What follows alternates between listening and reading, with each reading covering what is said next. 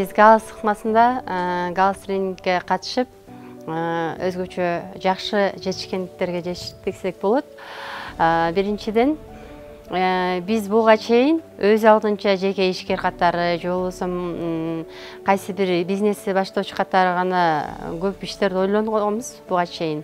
А менин оюма ушул кайсы бир иштерди башка иштерди оюма келген, бирок мен теплицаны тандадым. Ошол тепличный бизнести гүл өстүрүү боюнча гүлдү тандап калдым. Ошол менен бирге эле ошо жалаң эле гүл экпестен башка, мисалы, бир жыл помидор эктик, экинчи жылы бадырың эктик, үчүнчү жылы дагы эле ошол бизде бадырыңдын эмеси жакшы үчүн түшүмдүүлүгүн толук өзгөрүүлөр болбосо дагы биздин үй бүлөдө өзгөрүүлөр бар десем жаңылышпайм.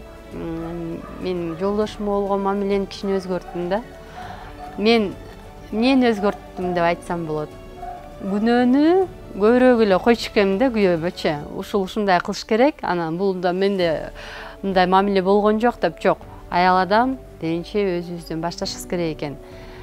Балдарга дагы, жолдошубузга дагы кыялданууну биз чектебешибиз керектигин үйрөнүп келдик да. Эң чоң биздин жетишкендигибиз, мисалы менин жеке жетишкендигим, мына ошол кыялдарды чектебешибиз керек экен. Биз өзүбүз чектеп коет экенбиз. Ошол эгер кыялданууну чектебесек, биз ошол көп жетишкендиктерге жетишет экенбиз. Кыялдануу бул кадамдар экен деп түшүнүшүбүз керек экен да. Биз кадамдарыбызды чектеп коет экенбиз. Менин балам, өзүмдүн эле балам таптакыр башка нерселерди тартышты да алар. Биз ал нерселерди мындай жөнүндө ойлоно албайт экенбиз. Мен өзүмдү ойлоп көрсөм, ушул жерде адам баласы сүрөт тартыш керек десе, ошо мектептегине калтырып койгон экенбиз да. Жок, адам баласы көрсө өмүр бою сүрөт тартыш керек экен.